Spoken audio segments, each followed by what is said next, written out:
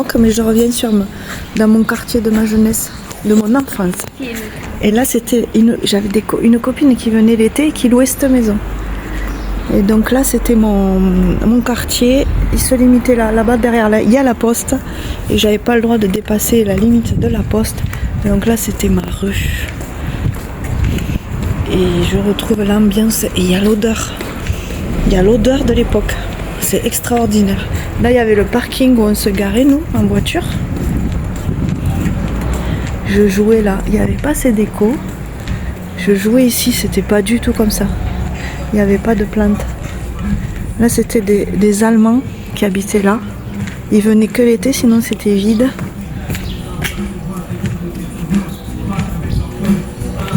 Extraordinaire. Et j'habitais là, mais ça, j'arrive pas à reconnaître. C'était là, mais c'était très différent. C'était là. Je reconnais pas. La maison, elle a beaucoup changé. Ici, elle est fermée. Ici, c'était un vieux garçon qui habitait avec sa mère. Il s'appelait, je sais plus, Fernand Guy, Monsieur Guy et Madame Guy. C'était en terre battue à l'intérieur. Par contre, ça n'a pas changé du tout. Ça, je me souviens très bien de cette grille. C'était en terre battue, c'était très vétuste. Et là, on m'est arrivé endroit mythique où on faisait la fête au 14 juillet, la Placette. La Placette avec sa fontaine, évidemment, qui ne fonctionne plus. Ici, on avait la maison de Madame Saès. Ici, c'était la maison de Margot et Charles, qu'on connaît, qui est maintenant au cimetière, évidemment, tout le monde est au cimetière. Là-bas, il y avait Madame Zoya, la couturière. On va faire toutes les maisons de tout le monde. Bon, on va pas faire plus le tour. Et là où je jouais beaucoup, c'était là. La ruelle. La fameuse ruelle où je jouais énormément.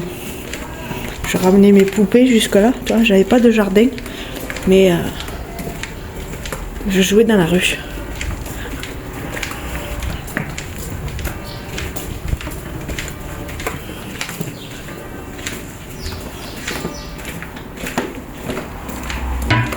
C'est génial. Je sais pas pourquoi tu souffles là. Toi, quand on va au Veillant et là-bas, on rejoint l'église. Voilà, on va pas y aller parce que. Désolée, mais moi au Veillant je sortais pas donc. J'étais petite, hein, j'avais peut-être 4-5 ans, je jouais dehors. Hein. Voilà, la boulangerie, elle y est toujours. Par contre, j'aimerais passer. C'est là où on allait. Pour aller à l'école. Elle est fermée cette boulangerie. Ah, le petit passage pour aller à l'école. Ouais. On ira un jour. Ah ouais. C'était il y a 45-50 ans. Hein. Voilà, c'était mon quartier. C'est impressionnant parce que je retrouve la luminosité le soir là. Les sensations et l'odeur. C'est dingue. Ben, c'est juste parce que tout le monde rentre, hein. Mais ouais, mais quand même. C'est logique. Mais je sais pas, c'est très particulier. Ça me fait beaucoup d'émotions. Ouais, t'as l'air très émotive là. Ouais, regarde, je vais pleurer. Mais là, tu vois, c'était pas sans interdit à l'époque. Ça alors. Et la poste, elle est là. Et là, par contre, j'avais pas le droit de. C'était la limite là, parce que c'était dangereux, il y avait la route, elle y est toujours. Et on avait le droit des fois de dépasser, mais uniquement pour aller au bureau de tabac, qui est toujours là d'ailleurs. Mais on n'avait pas le droit d'aller là-bas sur la digue, on n'avait pas le droit de dépasser la route. Voilà. Et là-bas, il y avait un petit jardin d'enfants qui est plus. Et voilà, on est sur le grand boulevard. Donc on se retrouve pour la suite de la visite. Je suis en plein centre du village de Cuxac. Ça a vachement changé. Elles habitaient là. Voilà, c'était mes copines au 26. Putain, c'est muré, il n'y a plus rien. Je suis dégoûtée. Les gens me regardent bizarrement parce qu'on est dans un quartier un peu particulier. Les Cuxanais, vous savez. Donc je suis revenue dans ma rue, la rue Barbès, et je suis revenue là où habitaient mes copines, qui étaient d'origine espagnole, qui s'appelaient Marie-Carmen, Suzanne. Voilà, c'était les deux filles avec qui c'était les plus jeunes. Ils avaient des frères et sœurs, je crois qu'ils étaient 5 ou 6, et les frères et sœurs étaient beaucoup plus âgés. Donc je jouais pas avec eux, mais ils s'appelaient Rodriguez. Et je crois savoir qu'ils sont retournés vivre en Espagne. J'aimerais bien les retrouver. C'était mes meilleures copines. Ensuite on venait par ici chercher d'autres copines qui habitaient là-bas. Je crois qu'elle habitait dans cette rue. C'était Sylvie et Stéphanie, mes copines de l'époque. Donc après je reviendrai par la placette parce que j'ai filmé, mais évidemment ça ne filmait pas, avec la chaleur ça s'est arrêté.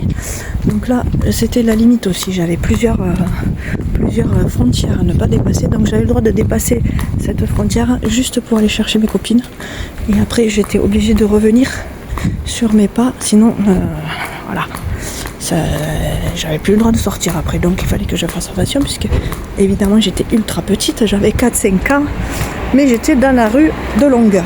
Après, est-ce qu'on risquait plus à l'époque ou moins que maintenant? Je pense pas qu'on risquait moins, parce que je vous parlerai de mon amie, la vieille dame Margot, qui habitait sur la placette, qui me mettait en garde parce qu'elle trouvait que j'allais trop loin, que c'était dangereux.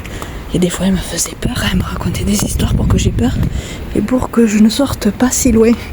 Donc ici ma limite c'était la porte Saint-Martin. Donc là on est au cœur du centre de Cuxac, c'est dégueulasse. J'ai jamais vu un village aussi sale. Alors la porte Saint-Martin, nous avons des indications, c'est très bien fait. Alors voilà, ça c'est vraiment mon quartier. J'étais dans ce périmètre là entouré de rouge. Donc c'était le village qui était fortifié. Ils ont commencé à construire autour et au-dessus. Donc là on était vraiment, il n'y avait rien autour quoi. C'était le cœur du village. Et on vivait on avait vraiment la vie du cœur du village. Il n'y avait pas encore tous les lotissements autour. Et il n'y avait rien quoi autour. C'était vraiment, on faisait tout ici. Donc ici, voilà, la fameuse fontaine Wallace. Avec ces deux arbres, je vous montrerai des photos à l'époque où je venais beaucoup m'amuser. J'ai mis un paquet de jouets là-dedans. Voilà, monter là-dessus. Je pense que plusieurs générations ont fait la même. Ici, il y avait la boucherie chez Monsieur Nègre, qui n'existe plus évidemment. Tout s'est décentralisé et tout est reparti en périphérie du village. On entend les cloches, je vais vous montrer l'église. Et c'est ici que se jouait le bal du 14 juillet, il n'y avait pas de parking là. Ici il y avait la scène et les gens ils dansaient là. C'était trop bien. Voilà une photo ancienne de la place Saint-Martin. Dans les années 90, un pont souterrain daté entre la fin de l'époque romaine et le Moyen-Âge a été découvert devant la porte Saint-Martin. Côté place, et il confirme la présence d'habitants dans ce quartier à cette époque. Ce pont a été conservé et se trouve aujourd'hui enfoui. Ah ouais, c'est génial. Autour de l'an 1000, le village est ceinturé de remparts, progressivement démoli. Place principale de Cuxac, espace commercial majeur avec son marché public. Elle était aussi le lieu officiel accueillant chaque année, après les élections, le serment des consuls, genoux à terre et tête baissée, devant les seigneurs du bail du roi. La fontaine de type Wallace, toujours présente, fut installée au début du XXe siècle, au milieu de la place, entre deux ormes centenaires, aujourd'hui disparus. Ouais, c'est plus les mêmes arbres. Donc on est là, c'était vraiment le cœur du village, évidemment qui s'est déplacé avec le temps. Donc ici ils ont démoli une maison, je me souviens plus ce qu'il y avait. Là j'avais des amis aussi qu'on venait chercher, comment elle s'appelait, je me souviens plus. C'était un garçon et une fille qu'on venait chercher. Ici il y avait l'épicerie, j'ai oublié les noms, chez Millet je crois que c'était. Et c'est là que je venais faire les courses pour ma mère. Je venais toute seule faire les courses. Elle m'écrivait sur un papier ce qu'elle voulait. Évidemment il y a plein de chats. Elle m'écrivait sur un papier ce qu'elle voulait. Je venais acheter 1, 2, 3, 4 chats. C'est dégueulasse, infâme. Donc rue du 1er mai, là-bas il y a l'église. Il y a l'église ici, donc on venait jusque là, puisqu'on avait une copine qui habitait derrière l'église, qui s'appelait Janine. Juana, qu'on appelait Janine. Malheureusement, elle est décédée aujourd'hui, il y a quelques années. Donc je vais vous montrer. Là, on tombe sur l'église. À côté de l'église, c'était... Moi, j'ai connu la bibliothèque. Mais auparavant, c'était les bains-douches. Et encore auparavant, que moi, j'ai pas connu, c'était les postes, la poste. Et ici, on avait la boulangerie de ma copine. En fait, des parents de ma copine. Où j'ai passé quand même pas mal de temps. Elle habitait au-dessus. Et je vais vous montrer, là, sur l'avenue là-bas, il y a la mairie. Mais la nouvelle mairie, parce que moi j'ai connu l'ancienne mairie. Et ce qui est rigolo, c'est que la mairie a été déplacée dans un bâtiment, un château, où mes parents, enfin où ma mère et sa famille a habité dans les années 60, quand ils sont arrivés d'Algérie. Ils ont été hébergés dans ce bâtiment, vous allez voir.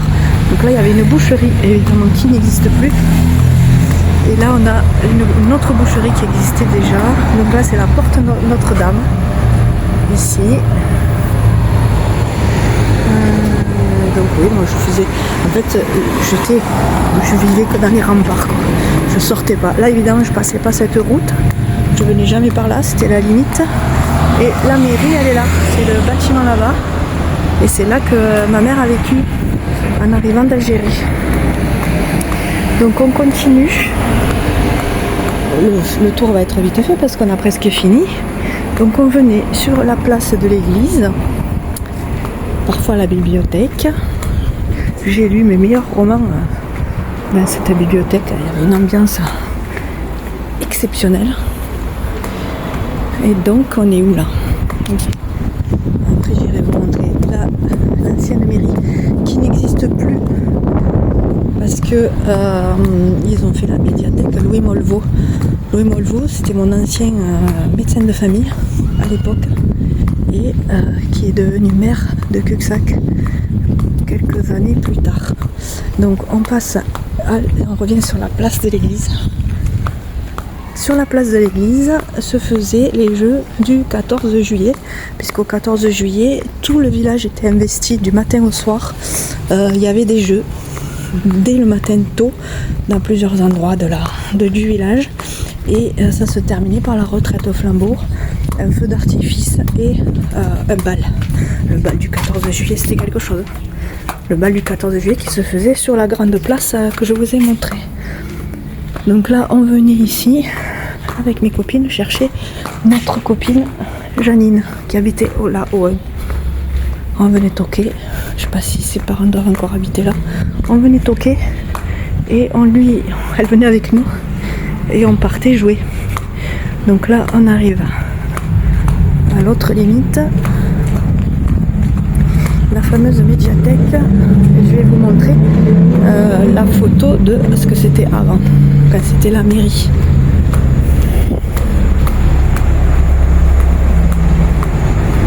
Genre des très vieilles maisons. Hein.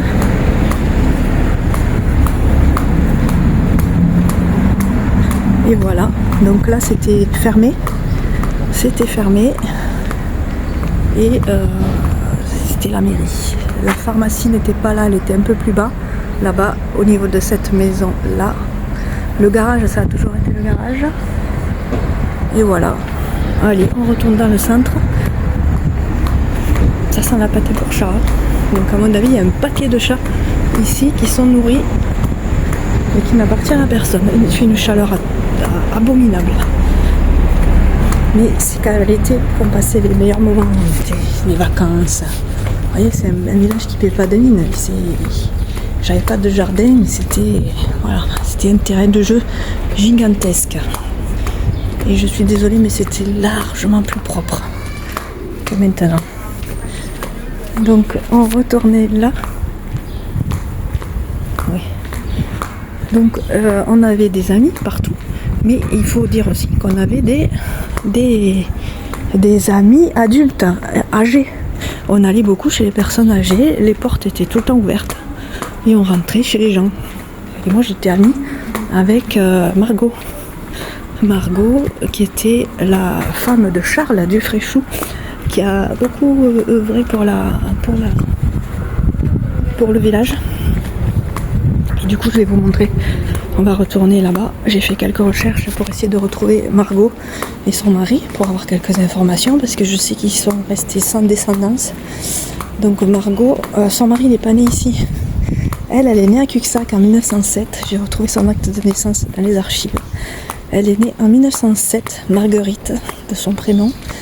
Et elle avait 13 ans de plus que Charles.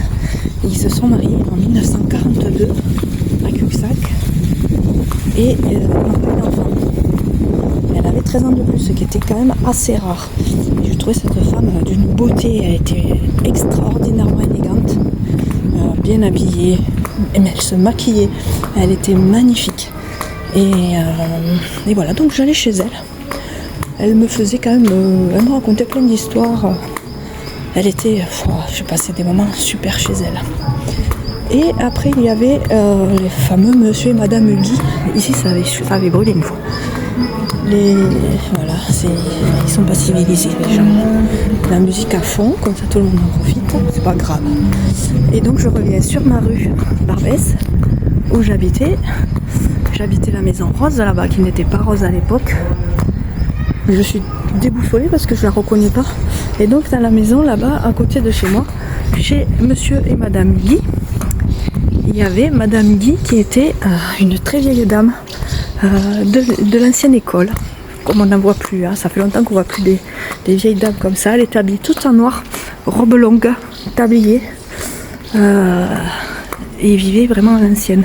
Là sur ce mur, elle mettait son fil à linge. Elle avait robe longue, tablier, cheveux longs gris, mais coiffée en chignon. Elle faisait sa lessive à la main chez elle, au savon de Marseille. J'ai encore l'odeur du savon de Marseille qu'elle utilisait. C'était vraiment, elle vivait comme au 19e siècle, quoi. Et ça, après, on n'en a plus revu des dames comme ça. Et j'ai pas trouvé dans les archives encore son prénom. J'ai rien sur madame Guy. Pourtant, elle m'a j'ai des souvenirs avec elle extraordinaires. Ici, c'était madame Saès, qui était la grand-mère d'une très bonne copine à moi, qui s'appelle Angélique. Elle se reconnaîtra peut-être. Voilà les jeunes de Cuxac de l'époque, puisqu'éventuellement, maintenant, les anciens, c'est nous. Hein. Nous, on était les jeunes à l'époque, maintenant, on est des anciens, malheureusement. Et il y a un jeu de piste comme ça. C'est le docteur Corbeil, qui était maire de Cuxac, qui est né ici. Voilà. Donc, on avait cette limite qu'on pouvait passer, puisqu'ici, on se retrouve sur la digue. La digue de ce côté, parce qu'il y a 2 digues. Et là, on avait le château d'eau. Donc, on allait jouer au château d'eau. Ça, j'avais droit. Par contre, je n'avais pas le droit d'aller là-bas en contrebas de l'Aude. Bon, maintenant, il y a prescription, je peux le dire. Donc, évidemment, j'y allais. Et évidemment, j'ai eu des problèmes. Parce qu'une fois, j'ai failli tomber dans l'eau. Je ne l'ai pas dit à ma mère. Parce que voilà, j'avais pas le droit d'y aller. Et en plus, il y avait un petit garçon de notre connaissance très proche qui est décédé noyé dans l'Aude. Je crois dans les années 70, début des années 70. Donc j'en entendais beaucoup parler et j'avais défense absolue de m'approcher de l'Aude. Sauf que j'avais des copains, des copines, on y allait quand même. Et un jour j'ai glissé, je me suis retrouvée vraiment au bord de l'Aude. Je faisais 1 mètre de plus, j'étais à l'eau et je ne savais pas nager. Donc ça m'a servi de leçon, je n'y suis plus jamais retournée. Et là on jouait. Là ça devait être à l'emplacement d'une maison qu'ils ont détruite. On jouait là. C'était un peu comme mon jardin, ça sent le pipi de chien. C'était un peu comme mon jardin, ça c'est le mur de ma maison. Et derrière il y a une terrasse. Est-ce que ce serait pas celle-là? Je sais pas, j'arrive pas, j'ai ma mémoire qui me fait défaut. Et j'ai vraiment du mal à me souvenir de certains trucs, de certains détails, ce qui est assez inquiétant. Ça serait pas celle-là, la terrasse de la maison? Je sais pas, en tout cas ça donnait sur l'extérieur, c'est sûr. Mais je me souviens pas. Je pense que c'est ça. Je pense que c'est ça. Ça peut être que ça. Et là il y avait ma chambre. Ma chambre et un salon, un genre de salon, salle à manger. Mais on s'en servait de salon, mais c'était une chambre aussi. Donc là, on avait la limite, voilà, j'avais pas le droit d'aller. J'avais pas le droit d'aller au-delà, mais on allait quand même là, qui était un jardin d'enfants. Donc là maintenant c'est un parking. À l'époque c'était un terrain vague. Et on était là, on venait là, c'était un jardin d'enfants. Maintenant c'est pas un jardin d'enfants, c'est dégueulasse. Et il y a c'est une promenade quoi, on peut se promener et s'asseoir, il y a des bancs. Voilà. Et là c'était, j'avais pas le droit de dépasser cette limite. Donc voilà mon quartier, c'était vraiment à l'intérieur du village. Donc j'ai vécu là de 78-79, on ne sait pas trop avec ma mère, mais ça c'est dans ces eaux là. Jusqu'en 82, parce qu'en 82, mes parents ont fait construire une maison dans un lotissement à l'extérieur là-bas. Bon maintenant c'est plus du tout à l'extérieur, on est toujours dans le centre quasiment. Mais à l'époque c'était vraiment à l'extérieur, sur des anciennes vignes. Et donc on est parti dans un autre quartier où j'ai vécu des choses aussi pas mal, mais dans un tout autre environnement, puisqu'on était au vert, j'avais un jardin, j'avais des copains là-bas, on faisait des trucs un peu plus en phase avec la nature. Mais alors je regrette absolument pas ma vie de village de l'époque. Hein. Évidemment ça a beaucoup changé, il n'y a plus du tout cette vie de village. Là-bas il y a le bar. Il y a un bar là-bas, maintenant c'est une pizzeria. Sur le côté il y avait le cinéma, alors le vieux cinéma à l'ancienne, avec les entractes, l'ouvreuse, les glaces qu'on nous donnait à l'entracte, c'était génial. Et là-bas on a le pont qui enjambe de l'Aude. De l'autre côté on va à Narbonne, et ce pont est relativement récent puisqu'il a été construit en 90-91. Et auparavant c'était un pont Eiffel. Je vous mettrai des photos de ce que c'était à l'époque. Et ici en bas c'est l'Aude. Et c'est précisément cet endroit que j'ai failli me noyer. Parce qu'évidemment je ne savais pas nager, donc ça aurait été catastrophique. Je suis rentrée chez moi au week-end et je suis plus jamais redescendue au bord de l'Aude. Donc là-bas, oui, vous voyez, il y a la pizzeria. Et bien c'était le bar, le Continental, où on allait chez Paulette, où on allait boire les verres le dimanche, manger des glaces le soir l'été, et l'hiver il y avait les lotos. Voilà, c'est tout.